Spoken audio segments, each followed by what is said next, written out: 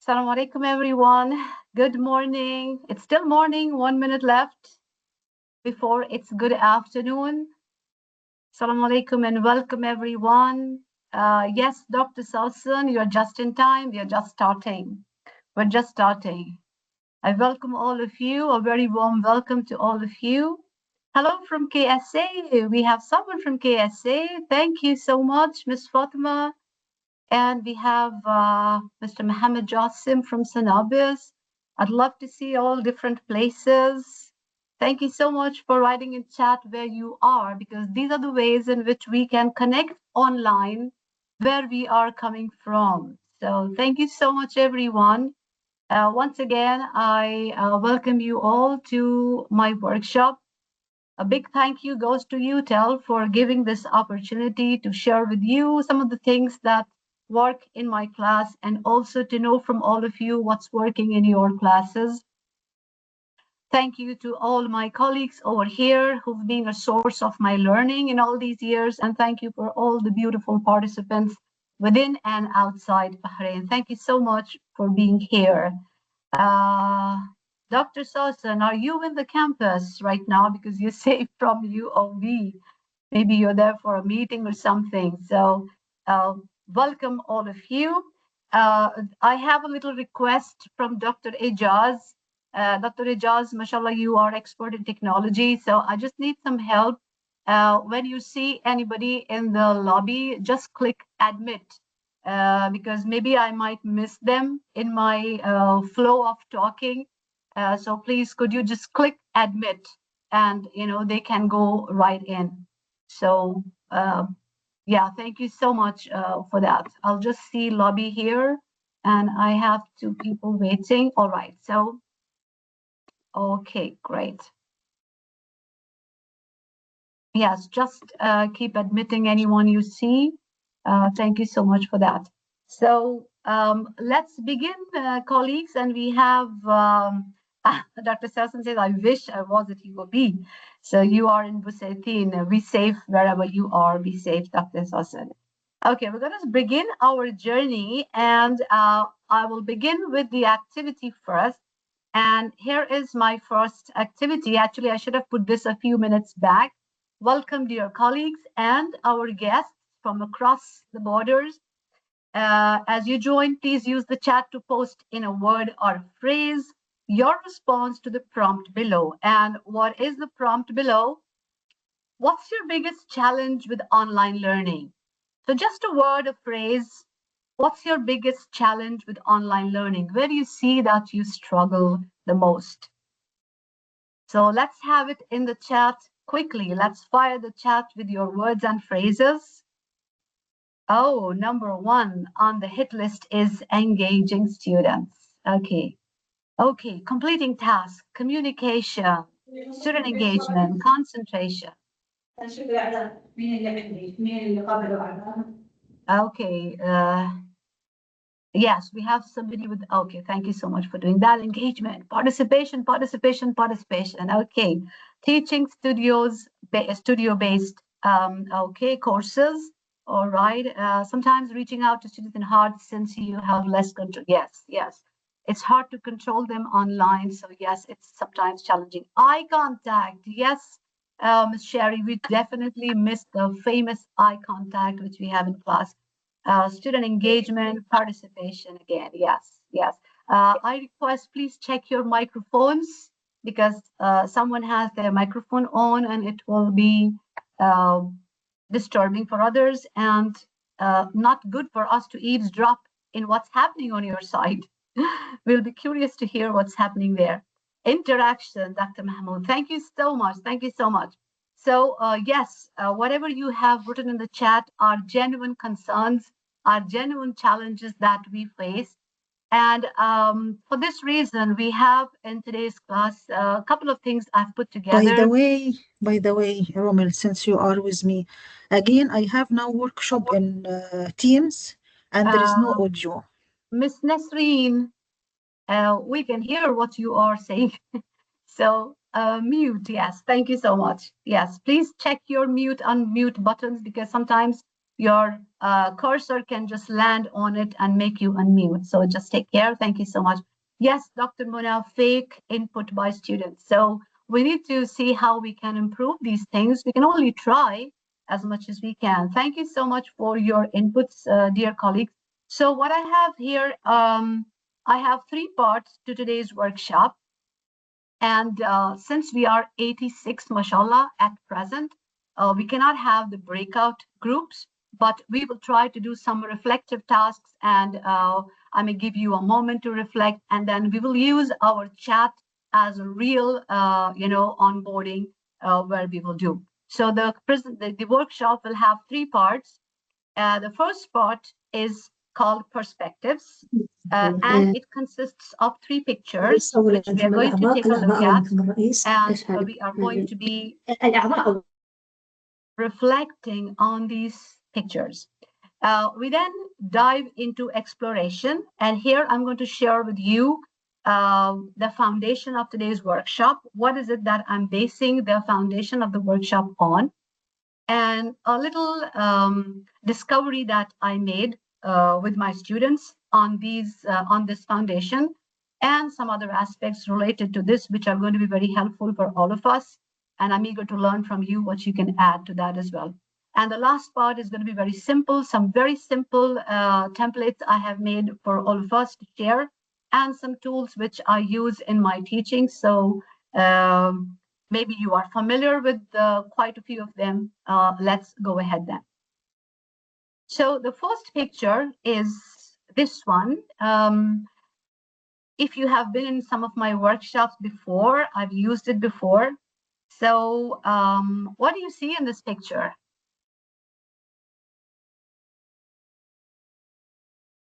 Yeah, what do you see in this picture?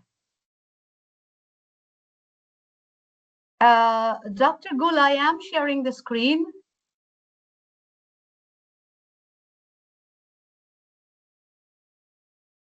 The big branch. Okay, the nice beach. Yes, thank you so much for that. Thank you so much. Yes, so basically, I'm going to start with a story because this picture is about a story. Yes, a dry tree on a beach. So this is basically a driftwood, and a driftwood is something that is kind of, it's just uh, it kind of floats around a tree which is growing on the coastal region, could just break off, and the branch just kind of floats for months and years and lands up somewhere. And it's actually a beautiful piece which you can use as an artwork in your homes. Yes, thank you, Ms. Yasmin. I think you are really thinking very seriously about it. And I like your description of the picture as open-mindedness. Yes. So the story goes like there are two colleagues who go for a workshop, just like we all go.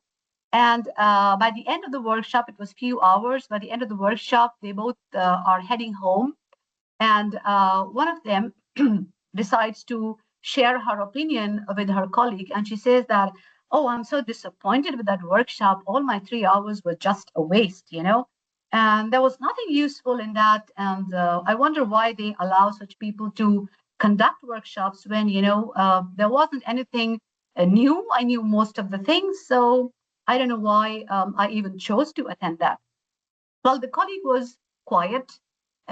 They continued walking, and then after a minute or two, the colleague who was upset again breaks out and she says, I don't know why I signed up for this. Maybe next time I should be more careful in choosing, or maybe I should check who's presenting. Maybe I should check what is the content.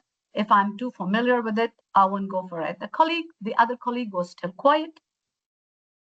They walked again for a few more Yes, minutes, and the first colleague who was upset again turns to the colleague and says, I really wonder why did you attend this, and did you find anything useful in it? You've been so quiet. Why didn't you say anything?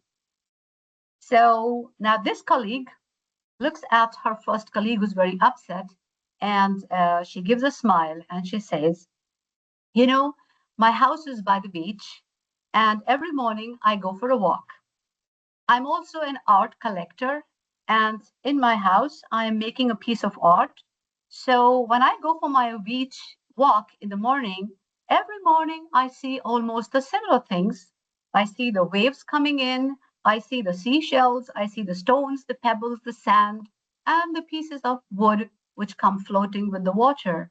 And while I'm walking, I'm looking for that specific piece of driftwood which I can use in my artwork.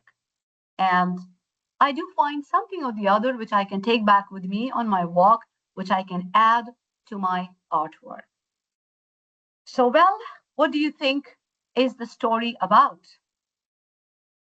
The story is that I don't have any magic technique. I cannot satisfy everybody because I'm sure we are looking for something in the workshop today. And I can only assure you that everyone will definitely walk out with something that they can apply to their teaching or to their context. So that's a promise that everybody should be able to take at least something as a takeaway. So that was the story in the first perspective. Let's go to the second picture. And before I show the second picture, it's also about perspectives. If you know that picture already, then please don't answer in the chat because I'm going to answer what do you see in the picture. So you should just describe or tell me whatever you see in a word or two, all right? But if you have seen that already, please don't answer because that's going to disturb the thinking of those who are thinking about it, all right? So here you go. That's my picture too. So what do you think you see in this picture? Just write in the chat a word or two.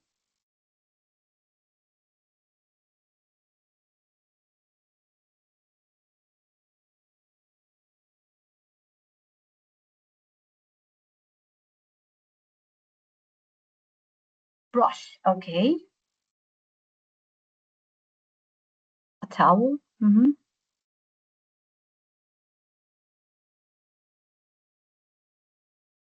Okay, I said that if you know it from before, don't say it, please. Okay, just tell me what you see in this picture.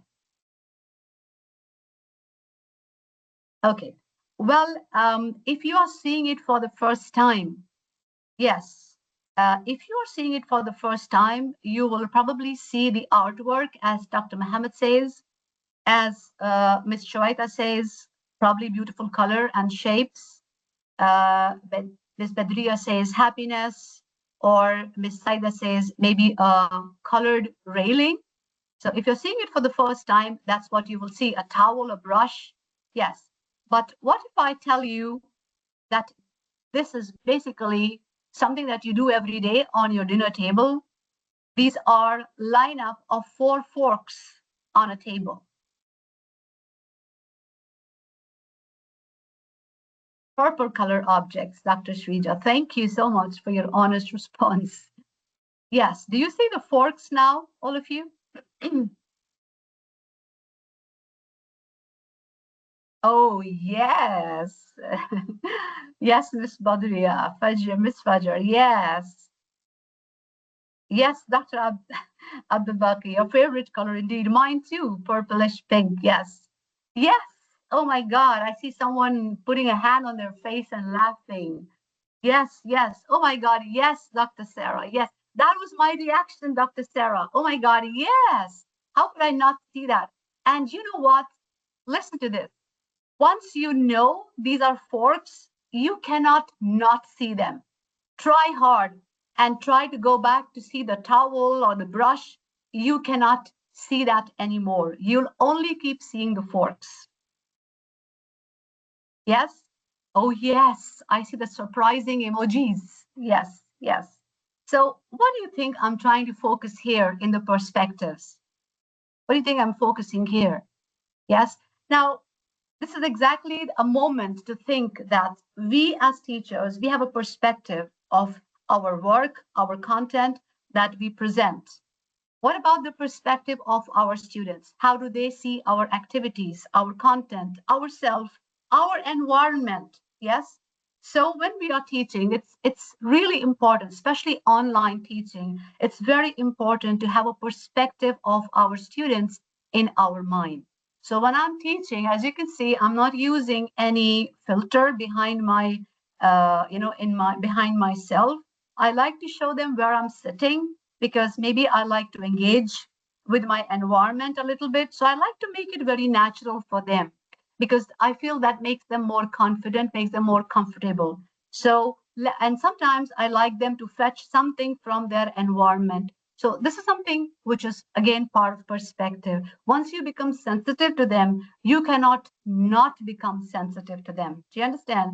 That's the thing that I'm trying to, share with all of you through this picture on perspectives. Miss Yasmin, I think you need to just check because everybody can see the screen. Yes. So please, if you can just adjust and see. Yeah, we are on the perspectives. So I'm using a feature which is PowerPoint Live. So you can scroll between the slides if you want to go back and see what's done since you joined late. Some of you may join late. You could go forward and see what's going to happen. I'm not sure if you can move forward, but you can go back and check what's been done. So we are on the picture It's with perspectives. it's not working for me. Sorry, the going back. Maybe you just join in again, doctor, perhaps. Just check that because I cannot share. It might disturb my settings here. I'm afraid then I'll take more time. So just check from your side. Yes. So Dr. Sarah says, yes, this trains our vision and mind. So thank you so much for participating. And I hope that my point is, made for all of you that it's very important to take the perspective of our students in our mind, and especially with these days that we are going through very difficult times. So we need to have an understanding of their environment, their situation at this time, and keep that. Of course, I'm not saying that we cannot give them homework assignments, we cannot follow up, we must do that. But even in this situation, we can be a little mindful and we can still be, assertive with our principles. So that's my third picture here. And now I want you to answer using the first person, I see. So what do you see in this picture? Just let's talk about the first phrase, I see. So I want some answers in the chat with I see. So just tell me, what do you see? And use the first person I. I see a green eye. I see a man peeking. Well, thank you so much. Thank you so much. Yes, I see. Okay, so nice eye. Dr. Abdul Baqi, yes. I see someone looking at me. Okay. An eye looking through a keyhole. So, Dr. Rejaz, yes, I see a keyhole. Yes, thank you, Miss Sherry. I see an eye in the keyhole. Yes, let's move on to the second one. I think. Now, share with me some of your observations and what do you think about it? I think. Let's move to I think and use the first person again. So I think, a weird eye. I think. I think someone is spying. All right. Yes, Miss Saida. Okay. I think the person is reaching for someone or something. Yes, Miss Maria. True. Okay. I think we both looking at each other. Yes. Okay. All right. Okay. I see a keyhole.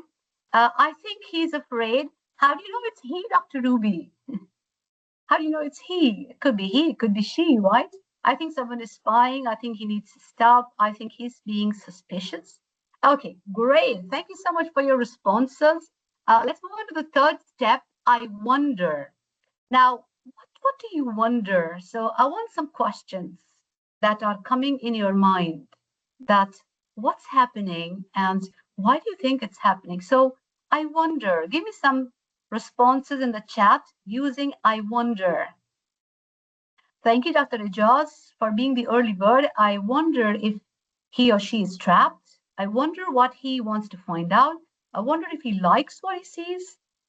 I wonder what he's searching for. I wonder what the person wants to know. Amazing, amazing. Okay, now take a moment, all of you, take a moment and think that now you are seeing into your classrooms. Okay, Think of this keyhole as a keyhole into your classrooms. And what do you see in your classroom? It's a window to your online classroom. Okay? Your students are sitting at home and they are at their computers, and you are at your computer. So, what do you see? You know, you are teaching on a computer, they are at their computer or not. So, what do you see if you see yourself teaching through this keyhole? Okay, Mrs. Nawal says, I see students lying on the bed. Okay, I see someone sleeping. Yes, Mr. Ali. I wonder, okay, Miss Sherry, we've now moved on to I see. So maybe you are seeing whether someone is learning or not. Okay, I see darkness. All right, all right. So now, what do you think about what you see through the keyhole in your happening classroom? Okay, you have to go at your pace with my questions because we want to enjoy your responses. So, yes, I think they are not satisfied. Okay, I think they aren't at their computers. So I think they are what? So I think students will be students, right? All right. Okay. Okay. Let's go on to wonder. So what do you wonder is happening in your classroom as you see it through the keyhole? I think they are ignoring me. Yes, quite possible, Dr. Rijaz. Quite possible. I wonder that myself at times. Okay, I wonder if they are really listening. Yes, Miss Saida, very spot on. Yes. I wonder how I can get them to pass the test. Very true, Mrs. Nawal. Yes, yes. Well, thank you so much for your participation. And this is, yes, I wonder if they care less. True, Mr. Tawfiq. Yes, yes. I wonder if they're using AI in writing their assignment. Yes. Well, thank you so much for your participation. And we're going to move on now to a quick activity here because we are going to take a look inside our classrooms in our perspectives at the back of our minds as we go through the workshop and future slides. So now I have a quick activity. Again, I want you to share with me in the chat. Recall your worst online experience, even as a teacher or as a learner, even if you are participating in a workshop or online course yourself as a student. So as a student or as a teacher, what made it ineffective? Can you put your finger on what made it ineffective? So think of your worst online experience and what do you think made it ineffective? Okay. Yes, I think just write in one or two words so we can all read quickly and really learn from your responses. No interaction. Okay. Yes. Keep the keyhole in your perspective. If you're looking through the keyhole into the worst experience, no interaction, no engagement. Students are not responding. Many are talking at the same time. Okay, remember this is your worst online experience that you are sharing here. Okay, all right, all right. Well, thank you so much. Thank you so much. Oh, cheating. Yes, yes. Okay, if you're giving any test online. Okay, okay. Yes, Miss Saida says probably problems with internet was your worst online experience. Yes. And unfortunately, it's very less that we can do there to control that. No response. Yes, I'm trying hard to ask them, to motivate them. No response. Okay. Thank you, Dr. Sophia. Yes. Passive lessons due to camera off. Yes, very true, Mr. Hab. Very true. No response from students. Okay, thank you so much for this. And I hope we can do something about it. I hope you have some takeaway from today's workshop on this. And with this, I move on to my next slide.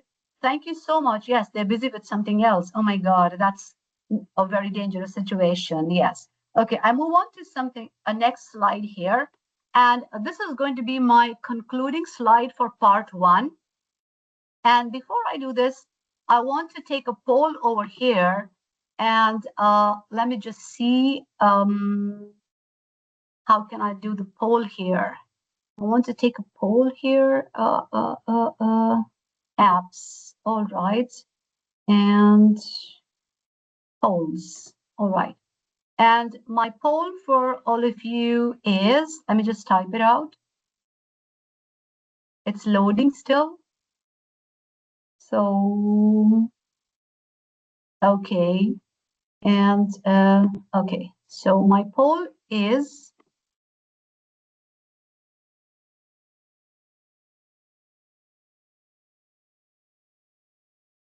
have you read this book? You see the book on the slide, and I just need to know, have you read this book? So that's my poll for you. So please, I'm sharing the poll with you. So please, can you respond to this?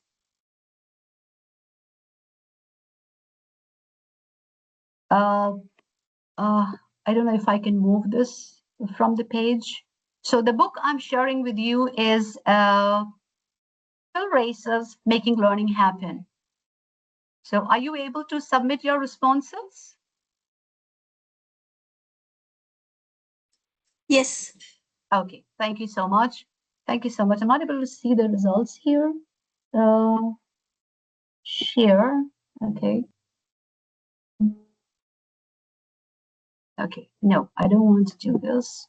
So, oops, okay, I've just moved on somewhere else, I guess. I touch something and something else happens. So I want to see your responses. We can see the responses in the meeting chat itself. So for Okay, now, no. yes, I moved out of chat. Yes, thank you so much. Thank you. Thank you so much. I like my little helpers. Thank you so much. Thank you so much. Yes. Okay, so all the yes and no's can just go in the chat. 72% of you say no, only 27% I see have read it. Okay, so I think I have jumped out of my slide. So let me just go back to that again.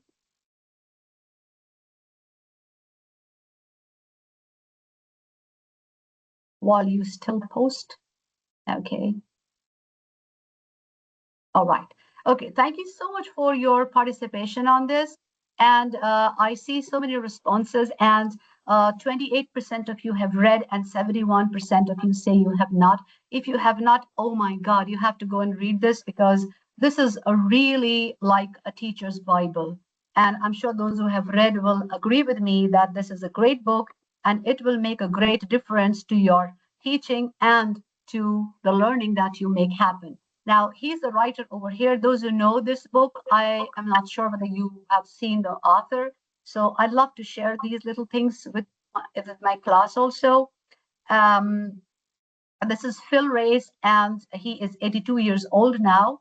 I love these quotations which people have written about the book. It's packed with common sense ideas which are underpinned by sound scholarship. And the sound scholarship comes from Phil Race himself.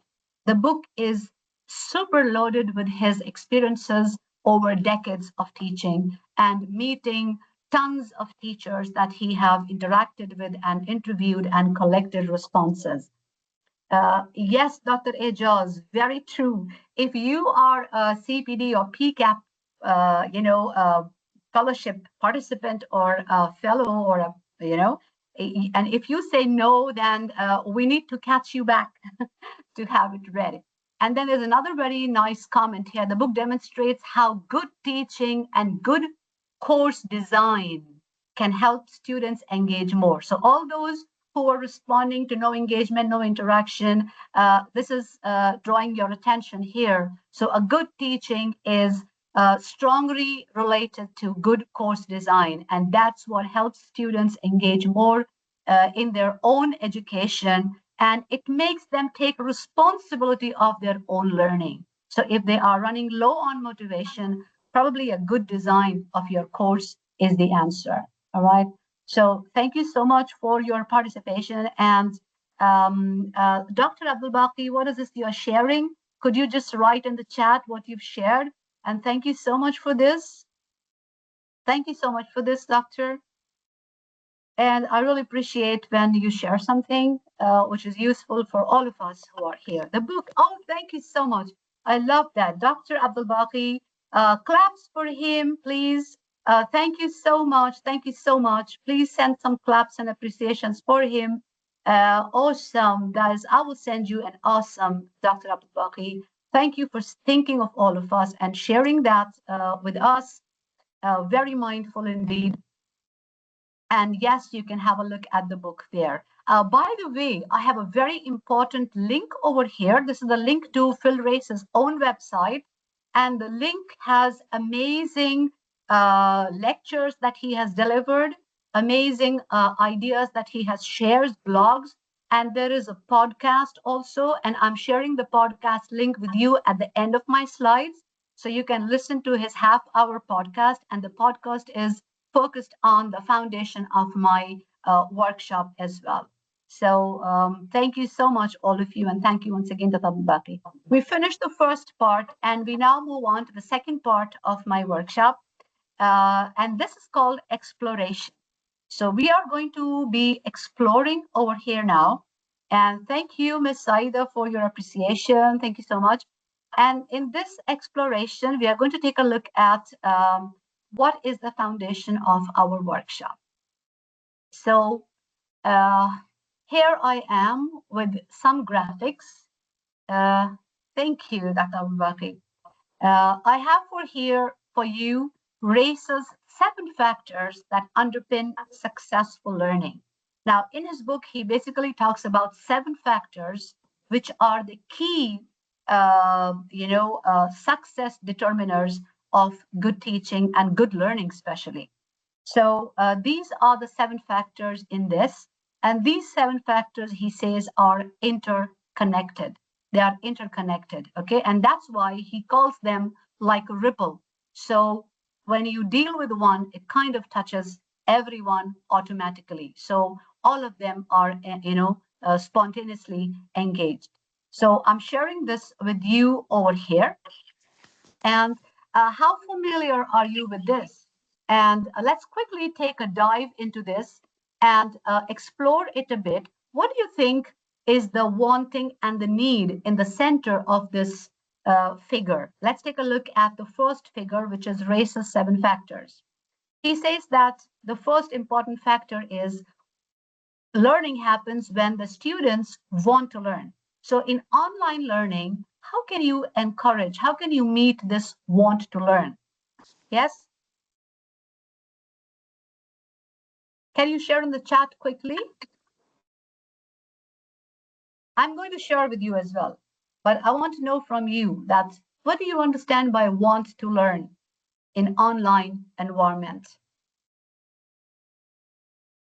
What do you think could make them want to learn in the online environment? What makes us want to do something? So what do you think could make them want to learn something in the class? Very good. Miss Saida says, make them curious. And so Miss Yasmin says, curious. Make them enjoy learning, provide something which they can act upon, writing in the shapes. Okay, it's not clear. I'm so sorry, Dr. Sosan. Yes, I hope, yes, but I checked many figures, but it is a bit hazy even in online figures. Yes, yes, it should be relevant to them, Miss Sherry, very true. Make them enjoy learning, relate the topic. Yes, yes, thank you so much for answering on that. Wanting is to do with something that makes them curious, something that makes them feel like, this is something for them, encourage them. Yes, and something which is very intrinsic. So wanting is mostly to do with their intrinsic motivation. Yes. Dr. Ijaz, I have something for you in the workshop later. So I'm sure you will find some answers. Okay.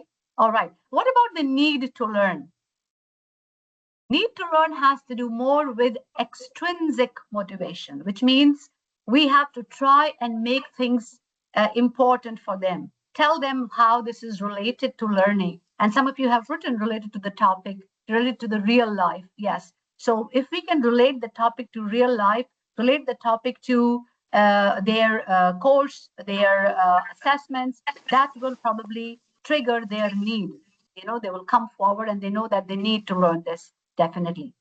Doing is learning by doing. And I'm sure you have a very good idea. What does this mean, learning by doing? It means we need to give them activities. We need to make them active. And mashallah, I can see that my chat is fired with your responses. So we need to have something for them where they can act. Yes, simulations, of course. Engage them and prove it to them it's useful. Yes, we have to make, I like the word useful, Dr. Muhammad. Make them see things as useful to them so that that will trigger their need to learn. And yes, yes, Miss Nisha says useful activities to make them learn by doing something. And we have next in the ripple purple is making sense. How do you think students can make sense of the content that we present online? How do you think you can help them make sense when you present some content? How do you help them make sense? Okay, you can give real examples. Very good, Miss Zainab, you can add videos. What else can you can add some realia to that? Yes, I love using realia. You can use real pictures and put them on your content in your slides. You can have question answers as well. Yes. So, and something very simple is underlining, highlighting, annotating. You can use those, there are also live features like you can use, for example, I can use from here red pen and I can say that we are focusing on this figure currently and this one we will focus next. So you see, this is what is what will help them make sense. And yes, you can have games related to the concept that you are teaching. So in other words, you need a lot of different variety of things to do when you're trying to help them make sense of what we are teaching. There's no one thing which will make sense, but there are multiple things you have to do so that everybody can fit in somewhere and make sense out of what we are doing. Yes, you can put questions by games, you can have videos, you can have strategies for cooperative learning. What about the feedback? We go on to the next one, the feedback. What about the feedback? Oh, thank you so much, Abdul Baqi. Dr. Abdul Baqi is our not I would not say little teacher. He's our Superman or superhero who goes out and gets something for everyone. Thank you so much once again. We love this mindfulness from your side. Yes, you can. Yes, super teacher. Yes. Thank you, mashallah. Thank you so much. Yes. And oh, the evaluation has come too soon. Oh, wait, they haven't yet decided where the workshop is going. Thank you so much for that, Dr. Ali. Okay, so oh, I forgot what I was saying. Yes, feedback. So feedback, constructive feedback, absolutely. Peer feedback, self-assessment, online assessment. Yes, there is no end to feedback. That means, again, feedback has to be varied. We can't have one type of feedback. Even if it's online, you have a lot of ways in which you can give feedback. You move on to next, which is verbalizing. Verbalizing means giving them chance to express, to act on the learning. How can you help them verbalize? How do you have students verbalize? Okay, very good. Miss Badria says you can have them one-on-one. Well, you can, on Blackboard that we use, you can have them into pair work. They can verbalize as pairs. They can verbalize one-to-one feedback. Yes, they can verbalize in the groups, role plays, discussion opinions. Yes, very good. Thank you, Ms. Saida. And you also have the discussion forums, right? Where they can participate. Whiteboard. Thank you, Dr. Rajaz. You have the whiteboard where they can verbalize. And verbalize does not just mean to speak, but they can also draw and they can, non-verbally, they can communicate what they have to say.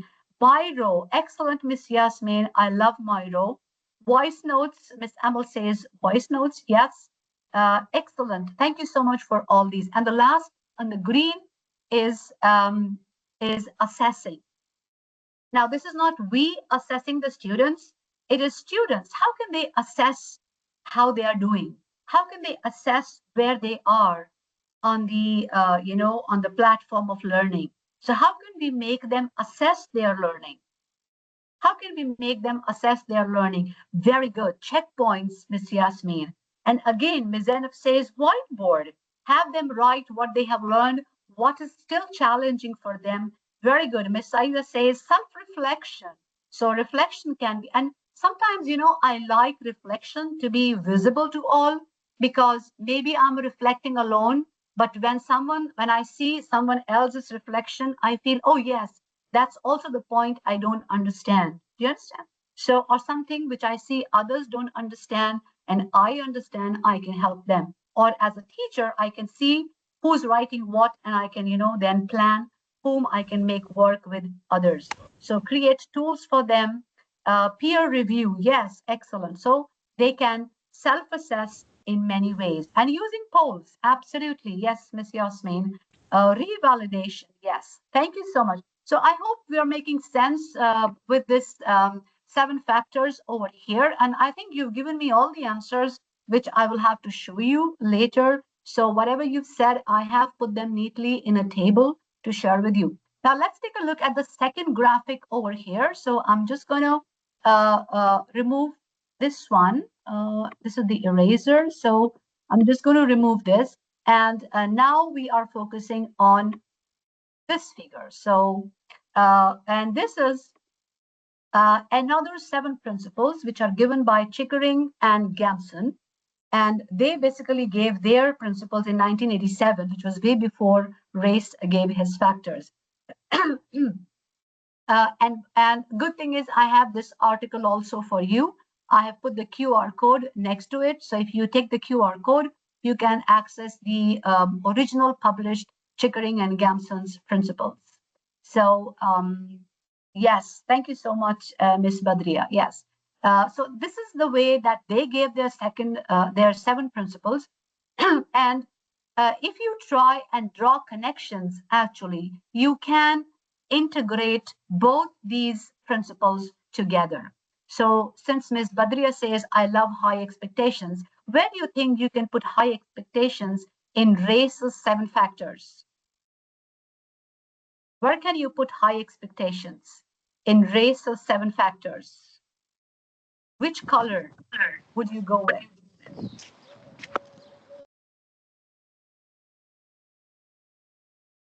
Okay, you may think of assessment also, but where do you think you impact most when you set very high expectations? That this is where you have to achieve, and this is, I'm sure you can achieve this. This is what you know already, and you only have to do this, and then you can be there. The yellow, Miss Nawal. Claps for Miss Nawal.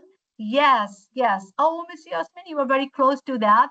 Learning by doing, but yellow is the answer. So you can use, high expectations to motivate them, to encourage their want to learn. Do you understand? Intrinsic. You can trigger their intrinsic motivation. Oh, Miss Badria says me, yes, yes, I also use that. Thank you so much if you're using that. Yes, great. So we can integrate Chickering's and Gamson's principles with races, because they say faculty and student contact, which can very well go in the want to learn, because as I say, I trigger the want of my students by sharing my background, my environment, and also I try to use a lot of contemporary things. For example, if there's something in the news, I would like to hold the newspaper like this for them and tell them that look at this. And of course, I share with them in the WhatsApp also. And I say, let's take a look at this. And by the way, I did this with them. And this was the news on 22nd March, and it shows Bahrain jumped 4 spots above in happiness report. And then we dwelled on this and we reconfirmed that we are very happy people in Bahrain, and we can just stay strong and keep happy and spread the happiness. So this is how you can, connect with your students. Collaborative learning, of course, we are making them work together when we are making them learning by doing. What is this? Is it the article by Chickering and Gamson, Dr. Abdurrahman? 31 pages, you're referring to what, please? Could you just clarify more? And then active learning can go into learning by doing. Feedback can go into prompt feedback. Time on task. What do you mean by time on task? Where do you think time on task will go? It will go in yellow, red, purple, blue. Where will you put time on task? They need to put a lot of time on the task before we can move on to the next concept. So, and this is where our role comes. Yellow, is it yellow? Time on task? Where do you give them enough time? Doing, Miss Saida, yes, claps for Miss Saida, please. Absolutely right. Time on task will be learning by doing. The red one, yes, yes.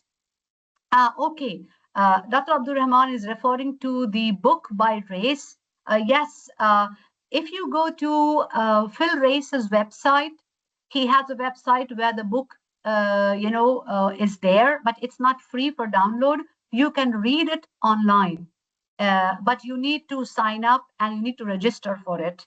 And I'm not sure whether there is some cost for it, but Amazon you can buy, but it comes at a cost, right? But you can buy secondhand books. They come at a lesser cost. So thank you again, Dr. Abdul Rahman, for that alert for all of us to know where and how and what options we have to get the book available to us.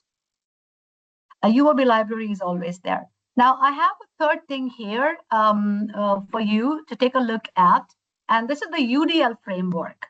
And we can even connect the UDL framework with RACE's 7 factors.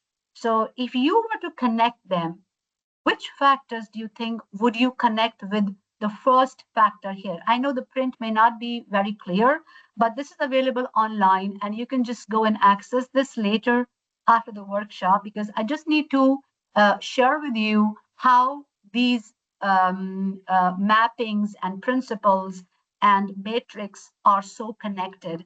And again, what is the point that they are making? So they all make the same point. I can't enlarge this because I'm just afraid that I could lose the presentation. Let me see. Okay, let me, I can't stop sharing. Yeah, it's not clear. It looks like it's not clear. Dr. Ijaz, any idea how I can make it big?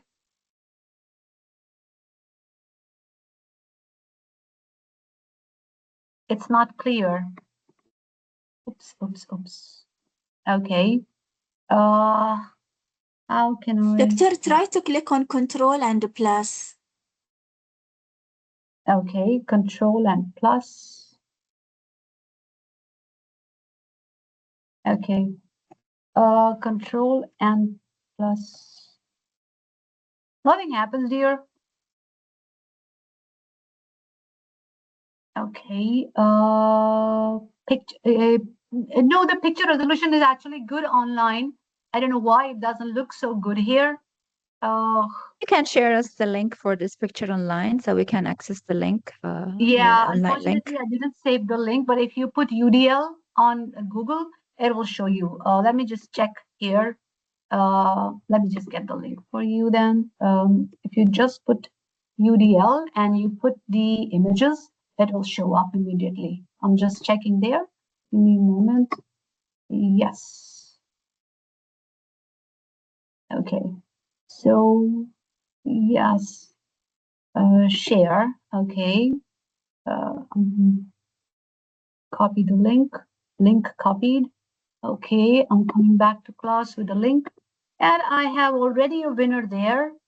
Miss Saida has shared the link already with you. Thank you, Miss Saida. This time you are our superwoman.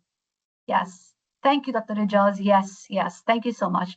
Thank you. And this goes to all our amazing helpers in the chat. Thank you so much. So if you take a look at this, you can see that engagement can go with some of the factors which Race has highlighted, and it can be part of wanting and needing, right? It can be part of wanting and needing, right? And if you look at the representation, this is where the students are active. This is where you can provide them variety of platforms to work with. Thank you, Ms. Rehab. That's very helpful. So you can make them active. And again, when you go with the purple color where you are doing the representation, you can go with doing, learning by doing, because you are giving them opportunities, tasks to perform and show how they are learning. You can also use making sense over here. And you can also use over here feedback, because as they work, as they are, practicing, you are giving them feedback. Yes, dear? Okay. And action and expression. So, Yes. okay, somebody is having their microphone on. Okay. So if you see action and expression, uh, you can connect action and expression to verbalizing, assessing. All right, Because everyone. I guess our class. hello, my dears. Today. Oh. If you have any question, don't hesitate to ask me in our chat. So we have somebody who's not muted. We can hear. Okay, all right. Back to chat. All right. Thank you so much for your consideration. So the last part can go, the blue part can go into verbalizing and assessing, because that's where they are sharing what they are learning, and that's where they are expressing and they are making sense of how much they have learned and how much they need to learn more.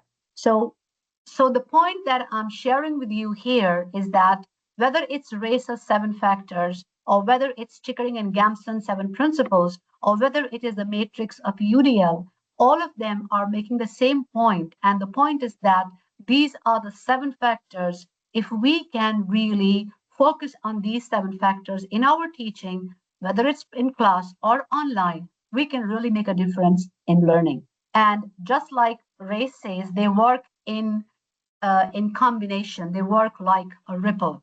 So they work together. And here I would like to show you now how I have put for you together the 7 factors in a table, and how can you facilitate them online. So if you take a look at these, this is how you can facilitate them online. In wanting to learn, you give them some voice and choice. So give them chances where they can show what they know, and they can choose, give them options, give them choices, and make them feel that they are in control, not of the class, but in control of their learning, right? And create a sense of belonging for them. And in this, instructor presence is very important. And that's why you see, UOB has made it mandatory that we should use our video when we are teaching. So we need to make our presence in the online class so that we create that want to learn, right? And there should be some competence. So create some kind of competition for them. And this is where it comes high expectation so that we motivate them, right? Need to learn. How do we trigger their need to learn? Create relevance. And many of you have already given me these answers. Create relevance of the course, of the topic that you're doing. And there is one strategy I have written here, WIIFM, and it means what's in it for me. It's a strategy.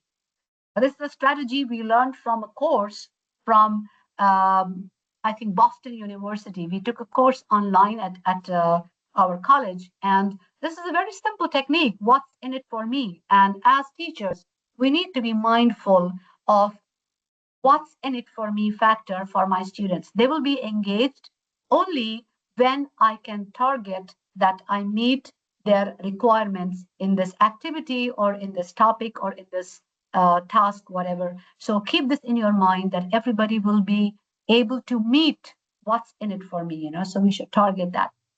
Then, of course, the standards of the course, CELO PILOs, make them aware of that and the consequences. So if they don't do this, if and then, and if not this, then what? So they should be knowing the consequences. So through these, we can trigger the needs, and we can send all this through online as well.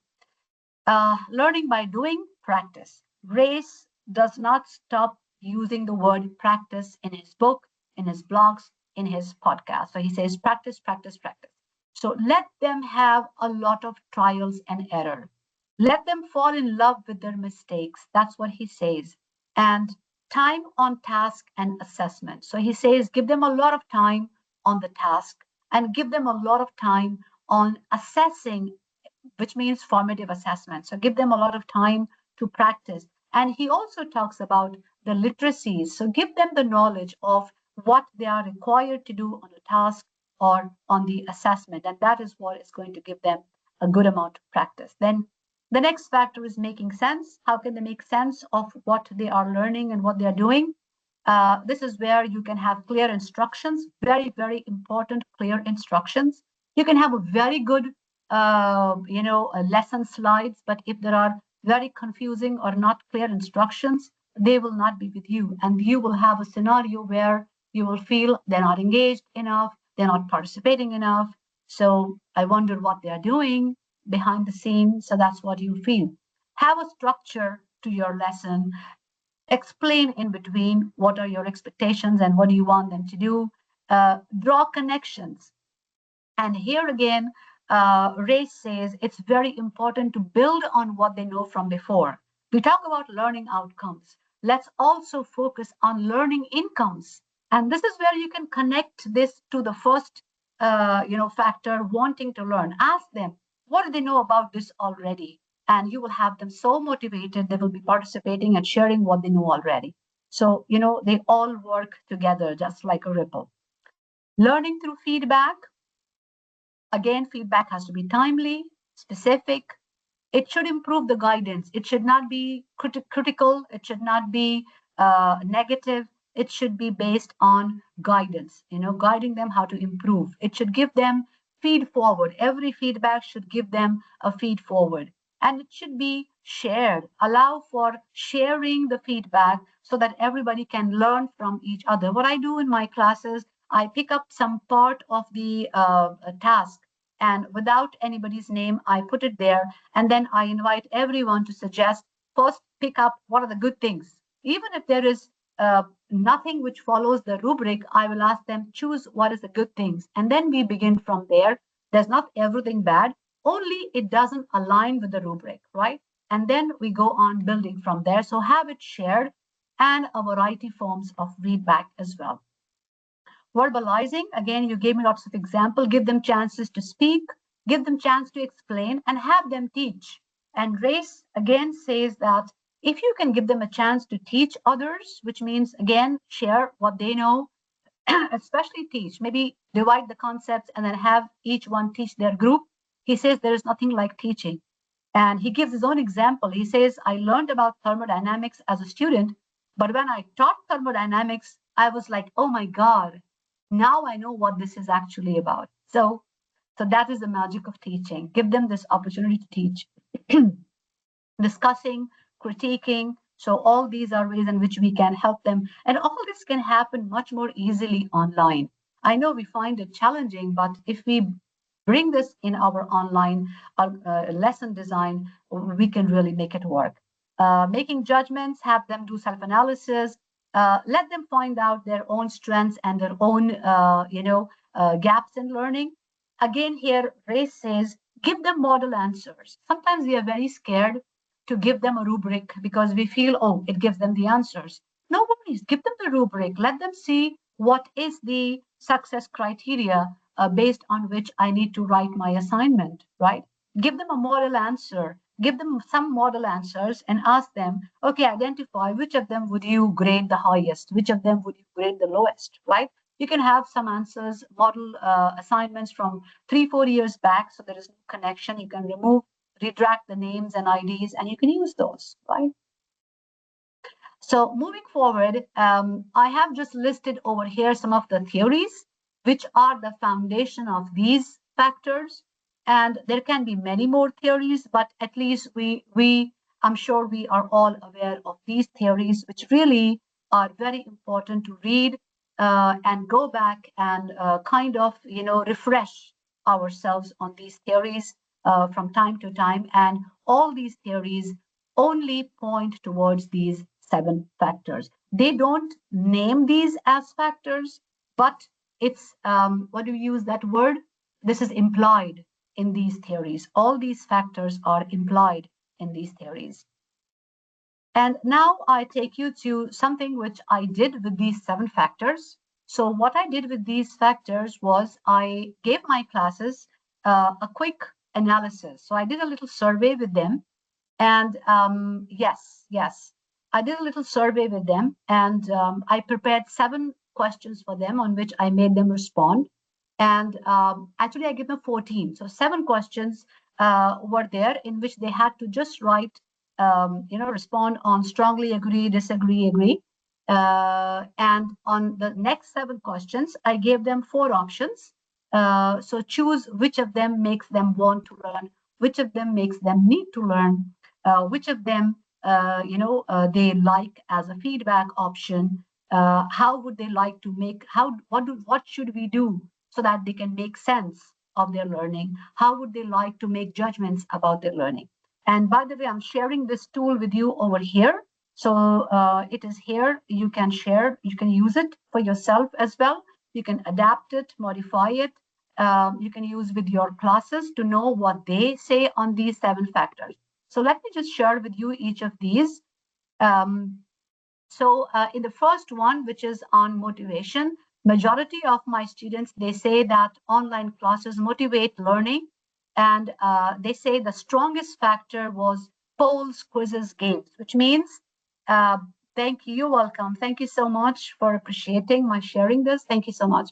So, which means if we use interactive tools, that's what, creates them want to learn. And that's what brings them back to our classes every time. And this is the highest that they scored on. So what is it that we gain from here? Motivation online is not intrinsic. It has to be triggered by design, not by default, and it has to have very strong instructor presence. So that's the one thing. The second thing here is need to learn. So I asked them what will I do that will make them need to learn? And so here, what do they have to say? Students know why they need to learn when they can connect clearly to what's important for them. And as one of you answered in chat, they should be related to real life. They should be related to why it's useful for them. And so this was the highest, attempted response, where they need to know why it's important. How does it connect to exams? And so the teacher should explain the relevance and the standards, the CLOs and PLOs. So students are very strategic.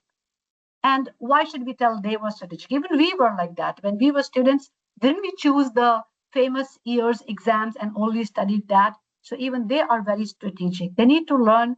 Their need is triggered when purpose is clearly tied to assessment and progression. Yes, Ms. Badria, and it's available for you to use as well. The third was learning by doing, and they say that they learn better when they have short tasks.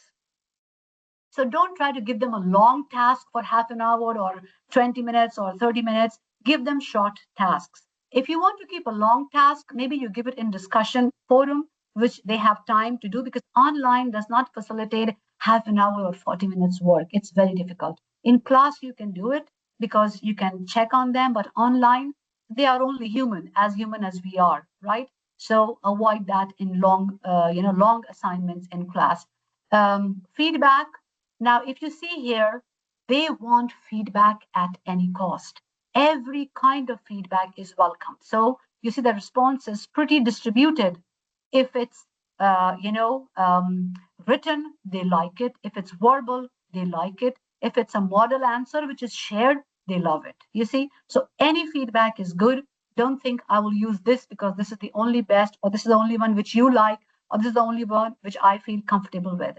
You understand? So just give them any feedback and every kind. So students value timely and actionable feedback. Yes, Dr. Muhammad, give them very short tests so you can give them a feedback on that. But even the feedback on the group work that they could have done over a week, but give them the feedback which is meaningful, and yes, give them results as well. Verbalizing, and they say that, see what is the highest response? They love to answer.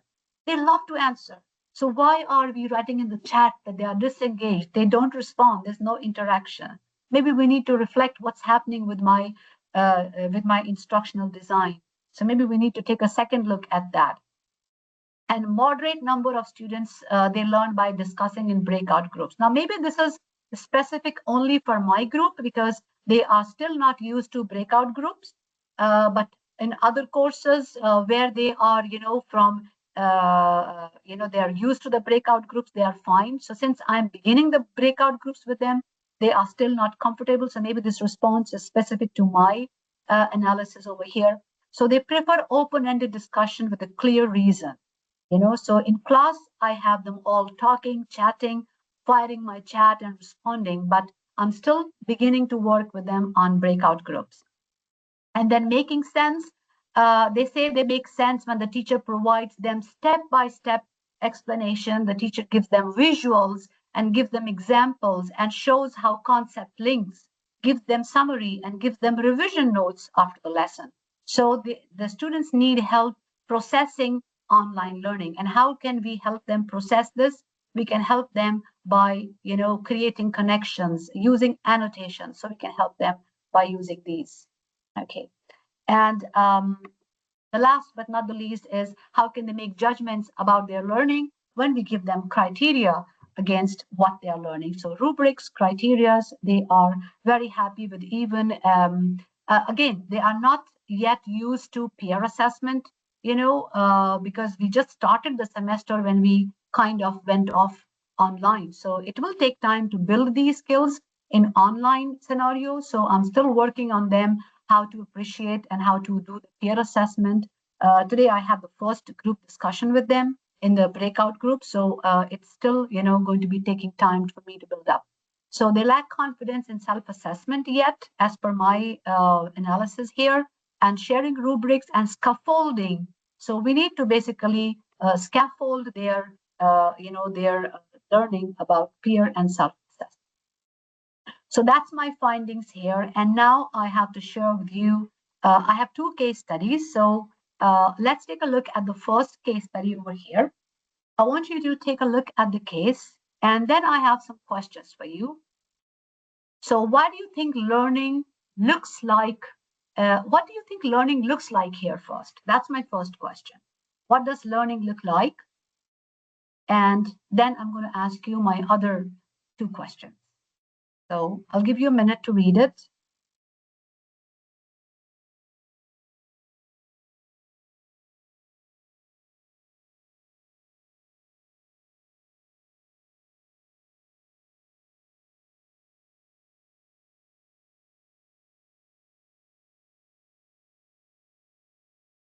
So whenever you're ready, you can write.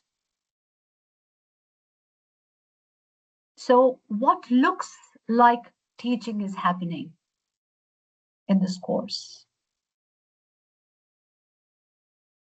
So avoid focusing on engagement over here. Focus on the learning design. Okay, focus on the learning design. Let's focus on that. Avoid focusing on technology or motivation over here.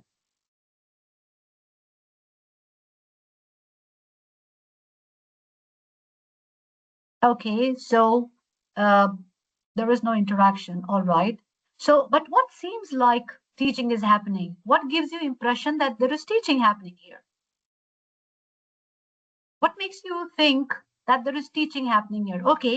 Okay, Ms. Zainab says there is some learning design. Okay, because I think it is recorded and shared with the students. So that makes you feel that, all right, I think this is what is making learning happen. Yes. Content delivery. Okay. All right. Is there discussion and quizzes over there? Okay. Less interaction, time too long. Okay. So, what's breaking down the learning over here? What's breaking down the learning here? Yes, Dr. Muna, I think you probably got a very strong point over here. It looks more like self-study course. It looks more like a self-study course. So we're just giving them a recording of a lecture, and we're just putting some tasks for them. And what's happening as a result? As a result, the teacher says, I'm giving them everything they need. Do they need that? Do they need that? What about the want to learn? Did the teacher address the want to learn? Did the teacher address the want to learn? No contact, right? No contact, yes. So the teacher does not address this, and that's where the game starts. We begin with addressing the want to learn. That's where it all starts, right? And so the teacher obviously will feel that they're learning nothing. So thank you so much for your participation. And I have some points to share on the same case? Yes, yes, Dr. Muhammad. Students hardly listen to recorded lessons. Who are we trusting recorded lessons with? So what are the problems over here? The content is mistaken for learning. So exposure to content does not imply engagement, right? Activities do not generate thinking. So there is little visible evidence of higher order thinking. We need to add higher order thinking. It's not there, right? Interaction is very superficial. So online learning lacks social and teaching presence. And I think you noticed that. Some of you said no contact, no interaction. Feedback comes too late or is of no use.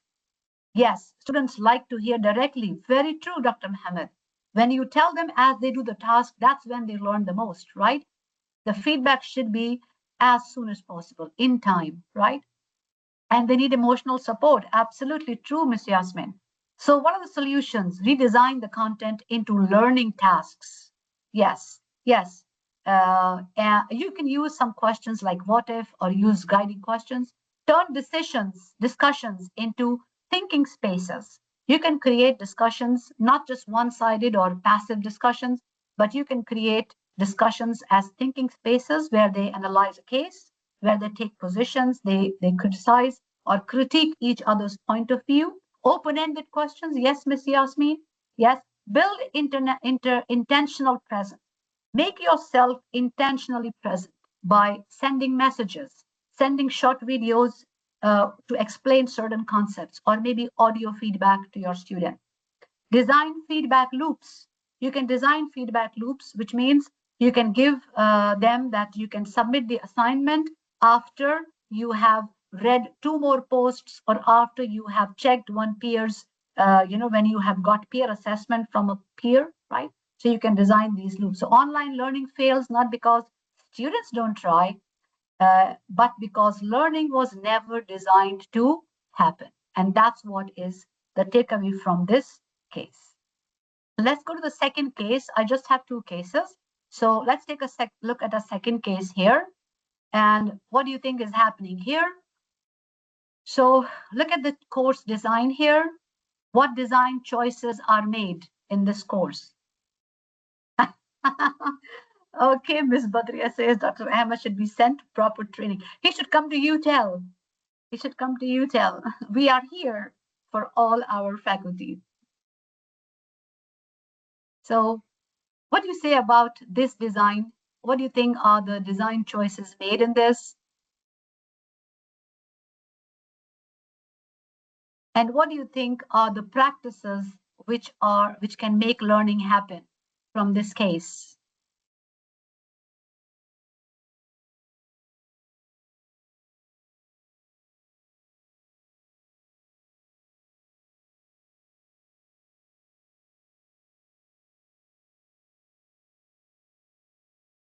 So what do you see, something that works in this case? And what small practices can you adapt in your course? Can you take away something from this case study?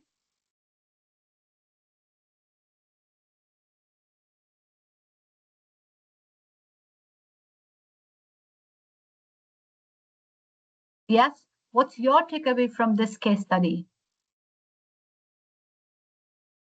Yes, yes.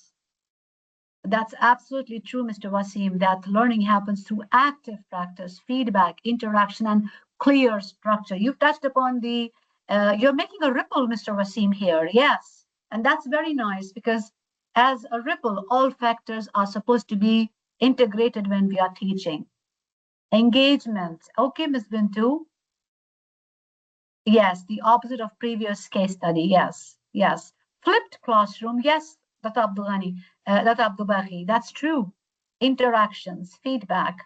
Yes, yes, yes. So you see, Dr. Aisha says, I'm talking less, but students are thinking more.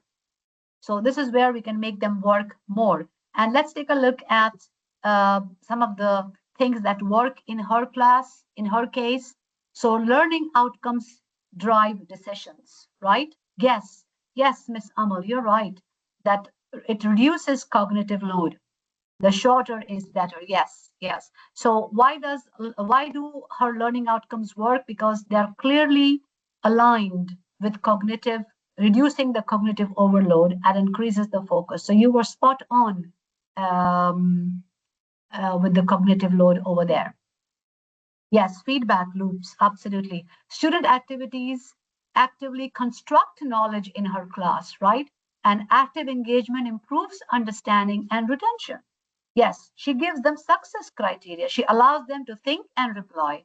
And she intentionally develops the community of learners among her students.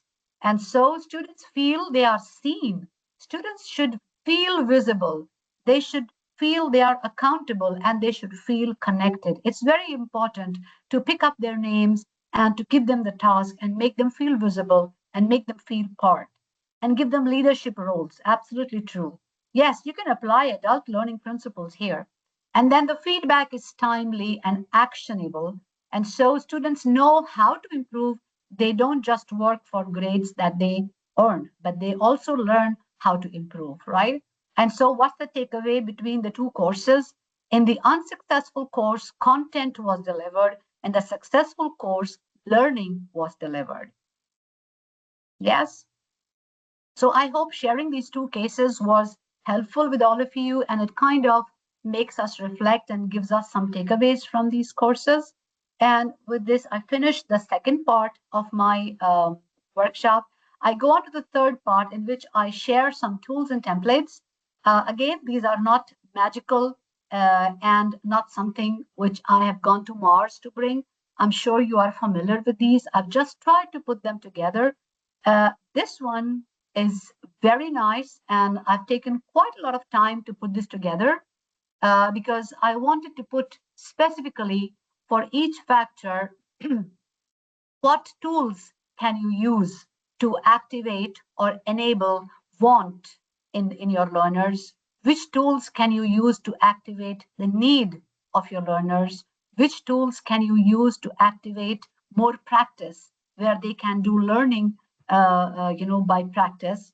Which tools can you use to make them, which tools support them in making sense? So interactive slides, just like what I'm using today, they can go back and they can. Unfortunately, interactive slides option is not there in Blackboard because that's what we are using. So it's not there in that. You can use annotations on Blackboard. So you could use that when you're sharing your slides. You can use annotations to circle, highlight, and tell them, look at this and tell me how does it connect with this. So that's how you can help them in making sense of what they're learning. Yes, please add in the chat what more you can use with each factors. Visual labs, yes, thank you so much.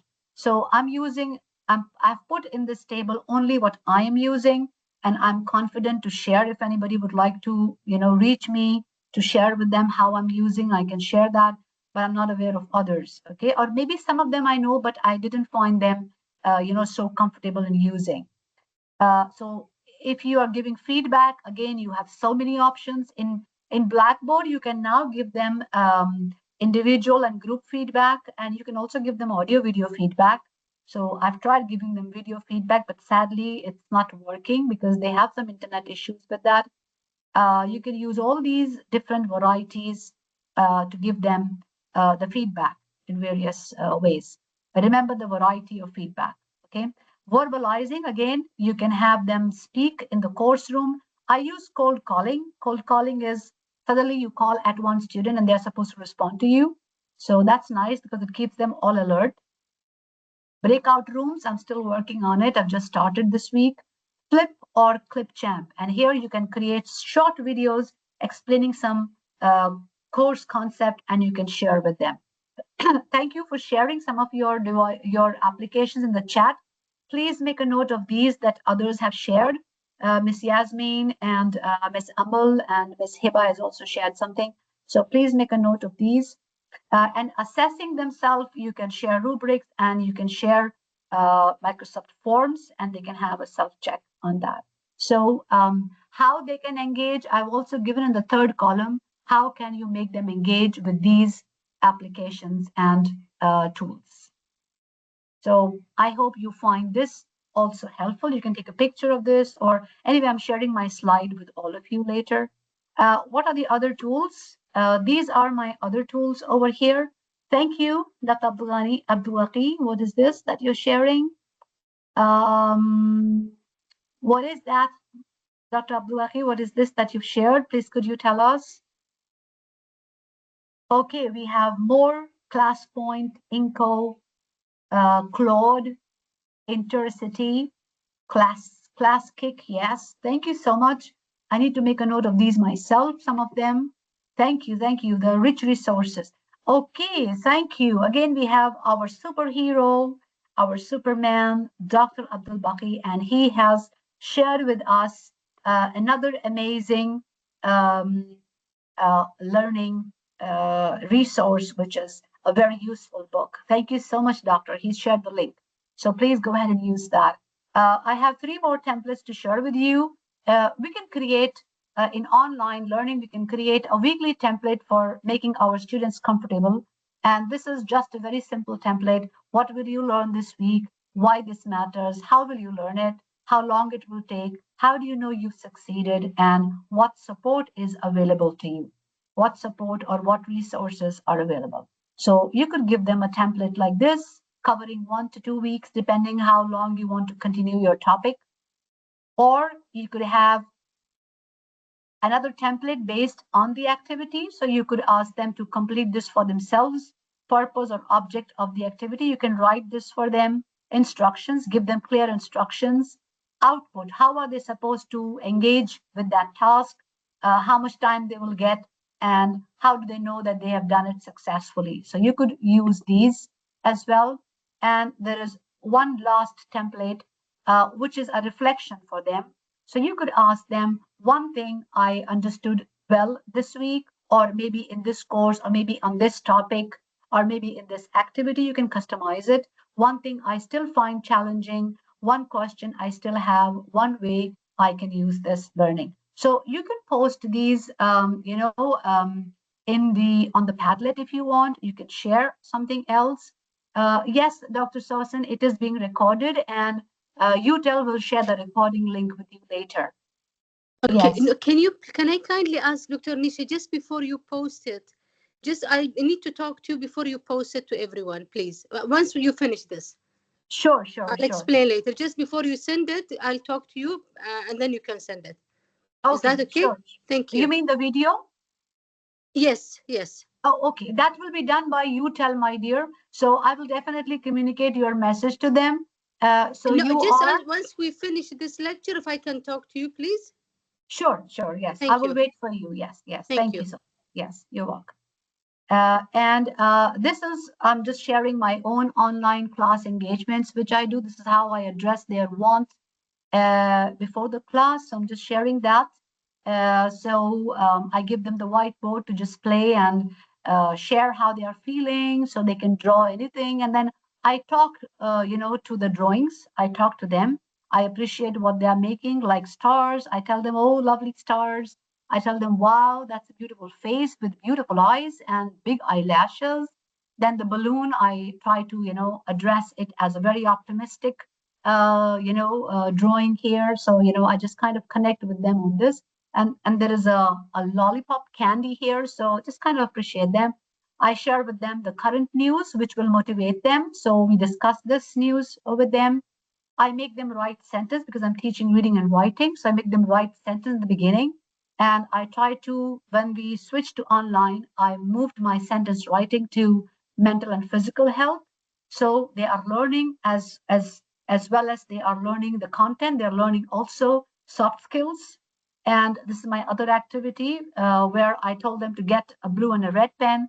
And then they close their eyes and they choose anyone. And then if it's blue, they have to write a sentence on comparison of 2 sports, football and volleyball. If it's a red pen, they will write a sentence on contrast. And all this they share in the chat, and then I give them feedback, and I ask them first to give their feedback on the sentences. So just sharing very, very few of these things which I do with them.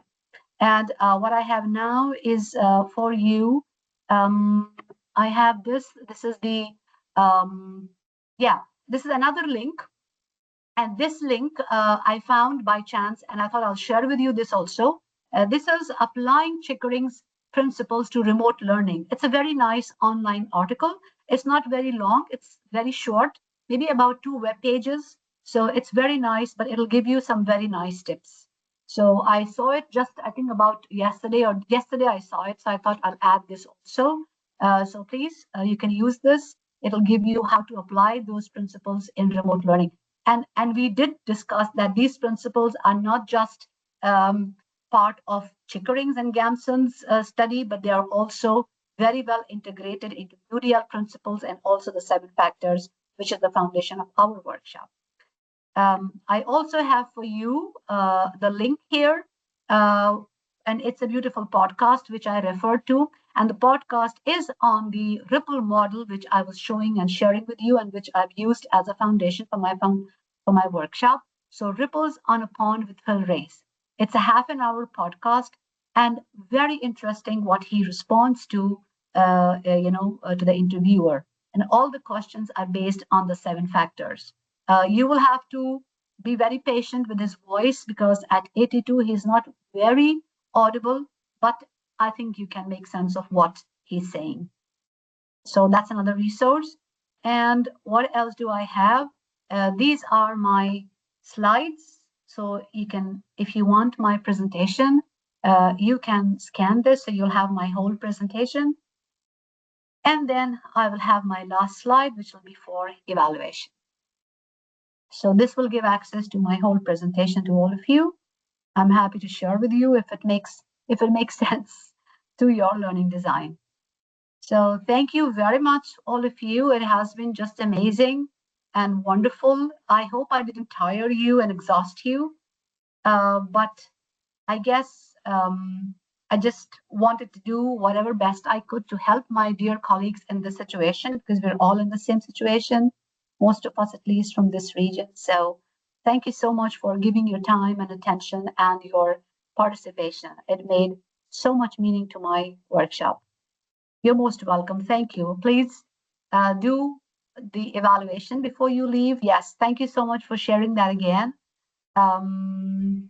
Thank you, Ms. Saida. Your words mean a lot. Thank you so much. Thank you, Ms. Badria, Dr. Srija.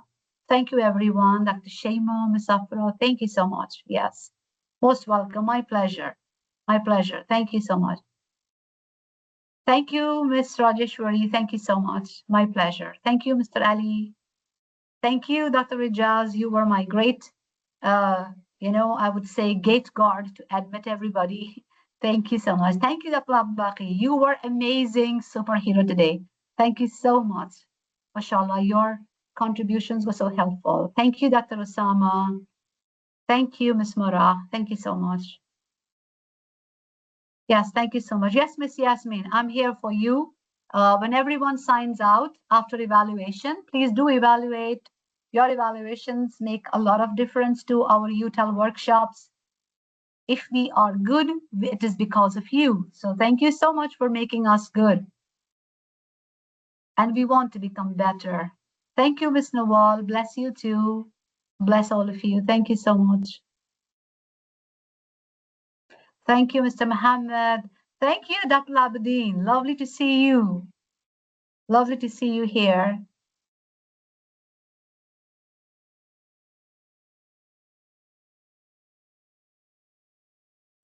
Yes, sure, Dr. Omeima, the link is here. This is the link for my slides.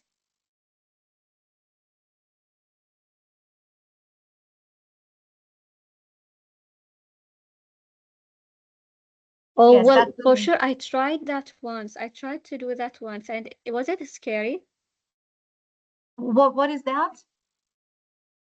Okay. For me, no, I tried it. I had a really bad experience with VR, but after that, I think if I do it again, Miss maybe I Fajr, will are you enjoy it because talking it to wasn't us? expected.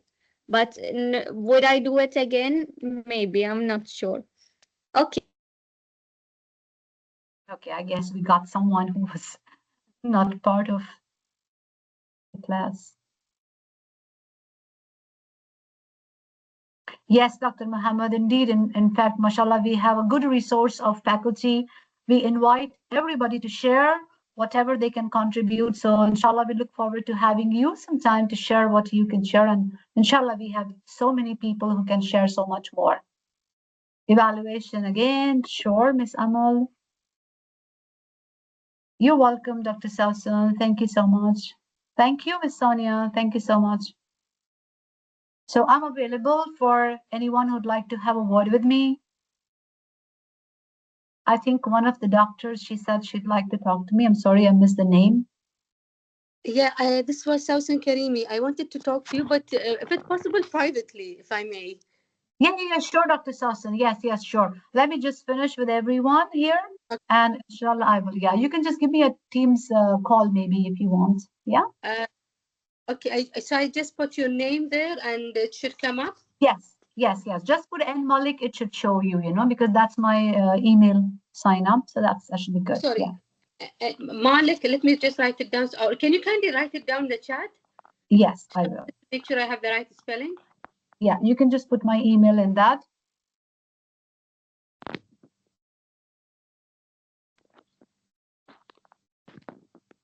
Thank you, Dr. Ruby. Thank you, Dr. Osama. Dr. Osama, what are you sharing there? Oh, Miss Bonnie, lovely to see you. Thank you so much.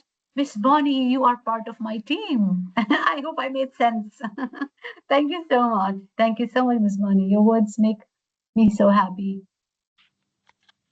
Yes, Dr. Nisha, I wanted to ask you a question. Thank you very Yes. much for your amazing words. You're very motivating. Okay, thank you very much. I just wanted to ask you regarding PGCE. So I tried applying at a university of Liverpool, John Moores University, but I don't know whether it's accredited in Bahrain. So could you Doctor, please can check? we talk about this outside because this is being recorded as a presentation. Okay, no problem. So, we will just keep our talk as I thought maybe you want to ask something about the presentation. So Okay, no I'm problem. available to you. I put my email in the chat. Please feel free. I have time right now. Okay, I Till will 3 I'm email available. you. Yeah, till 3 I'm available because 3 I have another meeting. So I'm available till then. I'll be very happy to answer your question. So I shall say goodbye to everyone and all the best and stay safe. Thank you so much for your amazing participation. Thank you, everyone. You will get a certificate, and that is for you to decide when they will send that to your Hiba.